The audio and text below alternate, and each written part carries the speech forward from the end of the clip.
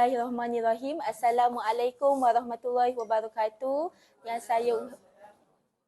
Yang saya hormati Ustaz Imran, Ustazah Mazlina, Ustazah Mimi, Ustaz Ikram dan rakan muadik-muadibah yang sangat saya kasihi sekalian. InsyaAllah pada hari ini saya ingin berkongsikan berkaitan dengan 8 tips menjadi mukmin yang bersyukur. Okey, baiklah. Sebelum tu saya berikan definisi dahululah berkaitan dengan apakah itu bersyukur. Jadi bersyukur ini adalah perasaan kita berterima kasih kepada Allah Subhanahu Wa Taala di atas segala apa yang telah dikurniakan kepada diri kita. Kekayaan yang terbesar dalam diri kita sebenarnya bukanlah memiliki segala perkara yang kita hendaki, tetapi adalah memiliki hati yang sentiasa merasa syukur. Jadi ungkapan ini dia menyiratkan bahawasanya bahagia seseorang itu bukanlah bahagia apabila dia mempunyai segala apa yang dia perlukan. Dia mempunyai rupa paras yang menawan dan juga rupawan, serta dia memiliki harta yang melimpah ruah. Tetapi sebenarnya bersyukur ini adalah apabila seseorang itu sentiasa merasakan dirinya cukup dengan anugerah yang telah Allah berikan kepada dirinya.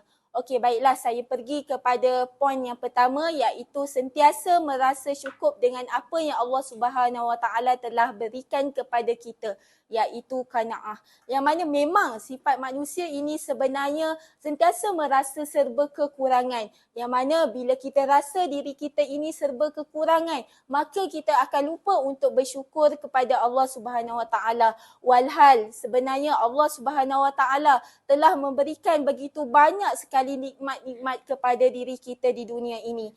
Kadangkala setiap manusia kita akan berasa kita mempunyai harapan, angan, ekspektasi yang tinggi untuk kehidupan kita. Tetapi sebenarnya Allah sebenarnya sentiasa tahu bahawa apa sebenarnya yang kita perlukan dalam kehidupan kita. Okey, oleh itu kita perlu sentiasa merasakan diri kita ini sentiasa cukup dengan nikmat Allah berikan kepada diri kita.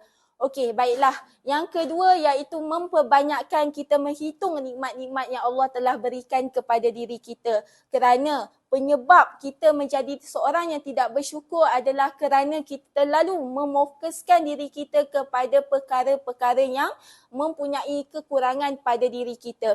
Walhal, jika kita bandingkan diri kita dengan orang-orang lain, nescaya sebenarnya nikmat yang Allah berikan kepada diri kita itu jauh lebih besar berbanding dengan apa yang kita rasakan kekurangan pada diri kita itu. Okey, saya berikan contohlah antara nikmat-nikmat yang Allah berikan kepada diri kita. Iaitu yang pertama sekali, nikmat yang mana Allah lahirkan kita dalam keadaan yang penuh dengan kesempurnaan. Anggota badan, deria tubuh badan kita dan sebagainya. Yang kedua, Allah berikan kita keamanan, iaitu kita tinggal di bumi yang mana Allah Subhanahu Wa Taala tidak memberikan kita satu dugaan dan rintangan yang besar seperti di negara-negara yang sedang bergolak sekarang, iaitu Afghanistan, Palestin, Vietnam, Myanmar dan banyak lagi lah. Dan kita juga sebenarnya perlu mensyukuri nikmat yang pertama yang sebenarnya perlu kita mensyukuri, iaitu nikmat kita beragama Islam. Kita ni lahir daripada agama Islam.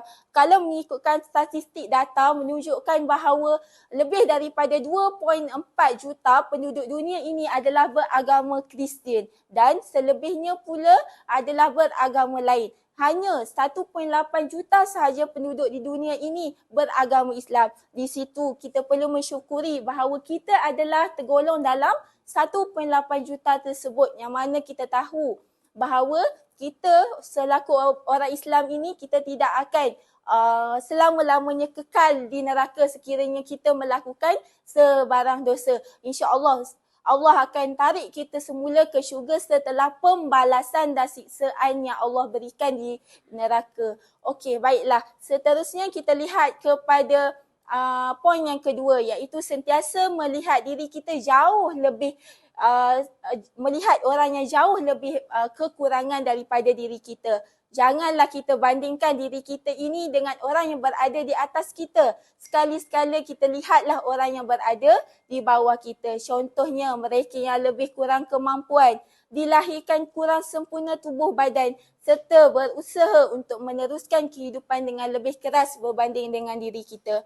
Okey, baiklah. Yang keempat adalah kita bergaul dengan orang yang positif. Rakan-rakan sebenarnya adalah orang yang sangat mempengaruhi minda kita. Jadi sekiranya kita memilih kawan yang bersifat positif dan sentiasa mensyukuri akan nikmat Allah Subhanahu Wa Taala, insya-Allah kita akan mendapat kesan yang positif dalam diri kita. Daripada Abu Musa, Nabi Muhammad sallallahu alaihi wasallam telah bersabda, perumpamaan kita dengan sahabat kita ini adalah yang mana kita berkawan dengan orang yang membawa minyak wangi dan juga orang yang menjadi tukang besi. Yang mana sekiranya kita bersama dengan orang yang membawa haruman minyak wangi, maka kita sendiri akan terpalit dengan haruman minyak wangi tersebut. Walaupun kita tidak membelinya atau diberikan minyak wangi tersebut kepada diri kita. Dan juga sekiranya kita ini berkawan dengan orang yang tukang besi, maka pakaian kita akhir sekali mungkin akan terkena api dan juga terkoyak. Dan mungkin sekali kita akan mendapat bauan yang tidak menyenangkan daripadanya. Jadi daripada hadis riwayat Bukhari dan Muslim. Jadi pemilihan rakan-rakan untuk kita bergaul ini adalah menjadi penentu pembentukan sifat perwatakan kita. Jadi oleh itu pilihlah sahabat-sahabat yang sentiasa memperingatkan diri kita untuk terus bersyukur. Dan saya antara yang sangat bersyukur ditakdirkan untuk berada di SBI ini. Kerana sebelum ni bila saya rasakan segala ujian bertimpa-timpa dalam diri saya selalu memikirkan bahawa apakah dosa-dosa yang saya telah lakukan sebelum ini yang menyebabkan Allah itu terlalu marah kepada diri saya. Tetapi dengan adanya sokongan kawan-kawan di sini, mereka banyak mengingatkan saya erti bersyukur. Kalau saya ceritakan kisah saya kemalangan yang mana ujian datang bertimpa-timpa. Ujian pertama saya kemalangan bersama suami saya beberapa bulan yang lepas yang menyebabkan kepala saya terpaksa menerima jahitan sebanyak 6 jahitan. Yang kedua, tiba-tiba saya dilanggar oleh 2 kenderaan sekaligus. Yang mana di situ saya berada di titik yang paling bawah dalam kehidupan saya. Seharian saya tidak dapat bangun daripada katil disebabkan saya banyak sangat memikirkan apa sebenarnya yang Allah hendak berikan kepada diri saya. Adakah Allah itu tidak menyayangi diri saya dan sebagainya. Tetapi Alhamdulillah berkat rakan-rakan yang sentiasa ada bersama saya, mereka ni banyak mengingatkan saya bahawa saya juga perlu bersyukur bahawa Allah masih lagi tidak menarik nyawa saya dan juga kesihatan tubuh badan saya, insya-Allah. Okey, yang keenam adalah sentiasa berbahagi ataupun memberikan sedekah. Yang mana ini adalah satu power dalam kehidupan saya.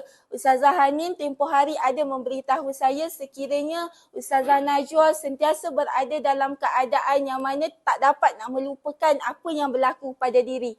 Jadi keluarkanlah duit, bersedekahlah dan berilah makan kepada mana-mana orang yang memerlukan untuk kita melepaskan perasaan sedih dalam diri kita, insya-Allah. Okey, yang seterusnya adalah sentiasa tersenyum. Okey, sebelum ini Ustazah Yusra ada memberikan usrah berkaitan dengan tersenyum.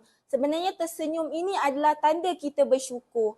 Memanglah dalam hati kita akan sentiasa rasa susahnya untuk kita mendapatkan syukur yang ikhlas itu. Tetapi insya-Allah sekiranya kita sentiasa tersenyum, kita akan dengan tidak semena-mena akan menarik vibe positif dalam diri kita. Okey, yang ke-8 pula adalah meyakini takdir Allah. Kalau kita tahu sebenarnya kehidupan kita di dunia ini adalah kehidupan yang mana ianya adalah persinggahan semata-mata. Sampai satu waktu nanti semua harta benda yang kita ada, pangkat, darjat dan segala apa yang kita ada sekarang yang kita banggakan ini, insya-Allah kita akan tinggalkan segala-galanya di dunia ini. Yang kita bawa hanyalah bekalan yang akan membawa kita kepada syurga Allah nanti. Sebenarnya kehidupan kita di sini ibaratkan sebagai pelayar, iaitu yang mana kita berhenti seketika di bumi ini untuk mencari sebanyak mungkin amalan Allah, amalan yang kita boleh bawa untuk menghadap Allah Subhanahu Wa Taala. Okey, baiklah. Seterusnya kita sentiasa bersyukur dan berlapang dada untuk menerima segala ketentuan dan ketetapan yang Allah Subhanahu Wa Taala telah berikan kepada kita. Saya tertarik dalam satu video yang saya lihat di media sosial baru-baru ini yang mana dia melibatkan seorang pejalan kaki, seorang penunggang motosikal dan juga seorang pemandu kereta yang berada di satu jalan yang sama. Pada ketika itu, lampu isyarat bertukar menjadi warna merah dan kenderaan di situ berhenti memberikan laluan kepada pejalan kaki. Semasa pejalan kaki melintas jalan, maka dia berfikir, dia terpandang kepada penunggang motosikal yang sedang membawa motosikal. Jadi di situ dia melihat bahawa alangkah baiknya sekira aku dapat membawa motosikal ke destinasi yang aku tuju. Jadi aku tidak perlu berjalan kaki untuk sampai yang memakan masa tempoh yang lama. Tetapi sebenarnya pada ketika itu, seorang penunggang motosikal ini dia melihat pula pada pemandu kereta. Alangkah baiknya sekiranya aku mendapat kereta. Maksudnya dia boleh pergi ke mana-mana destinasi dalam keadaan tidak perlu berhujan dan juga berpanas. Di situ pemandu kenderaan tersebut pula, pemandu kereta itu pula dia dalam keadaan yang baru sahaja bergaduh dengan pasangannya di dalam kereta dan dia melihat keluar tingkap, dia melihat pejalan kaki tadi berjalan dan dia merasa alangkah baiknya sekiranya aku adalah pejalan kaki tersebut. Riak wajah di dalam riak wajah pejalan kaki tersebut sangat gembira dan dia sangat tidak tertekan dengan bebanan masalah yang ditanggungnya. Jadi di situ sebenarnya kalau kita tengok iktibanya, sebenarnya kita ni sebagai manusia tak pernah cukup dengan apa yang kita ada. Dan saya lihat juga satu video yang mana video tersebut ada seorang perempuan sedang berada di satu bangunan yang tinggi. Dia melihat ke bawah dan dia lihat ada dua situasi. Yang mana situasi pertama yang dilihat adalah di sebuah perumahan elit, perumahan mewah yang mana dia ternampak ada seorang lelaki sedang berenang di dalam kolam mandi. Jadi di situ dia melihat alangkah bagusnya sekiranya aku berada dalam kehidupan yang serba kemewahan. Tak perlu memikirkan apa-apa. Aku tenang sahaja berenang dan juga pergi ke mana-mana yang aku mahukan. Tetapi dalam masa yang sama, bila dia menoleh ke sebelah kanan, dia melihat ada sekumpulan pekerja pembinaan yang sedang berpanas berhempas pulas untuk membina sebuah binaan bangunan. Jadi di situ sebenarnya dia mula merasa bersyukurlah dengan apa yang dia ada. Apa yang dia ada sekarang sebenarnya sudah cukup. Kerana Allah itu memberikan apa yang kita perlukan. Bukan apa yang kita kehendaki sebenarnya. InsyaAllah. Dan saya suka memetik satu surah. Iaitu daripada surah Ibrahim ayat yang ke-7. Dan ingatlah Tuhan kamu memberitahu. Demi sesungguhnya jika kamu bersyukur, nescaya aku akan tambahkan lagi nikmat-nikmat. Demi sesungguhnya jika kamu kufur ingkar, sesungguhnya azabku adalah amat keras. Jadi di sini dia mengajar saya lah sedikit bahawa kehidupan ini adalah tentang hati kita rasa bersyukur dengan apa yang kita ada. Bukannya kita memfokuskan segala kekurangan yang kita ada. Kerana apa yang kita mahukan sebenarnya adalah sesuatu yang Allah sebenarnya cukup arif dan cukup tahu. Okey, insya-Allah. Okey, wallahu a'lam.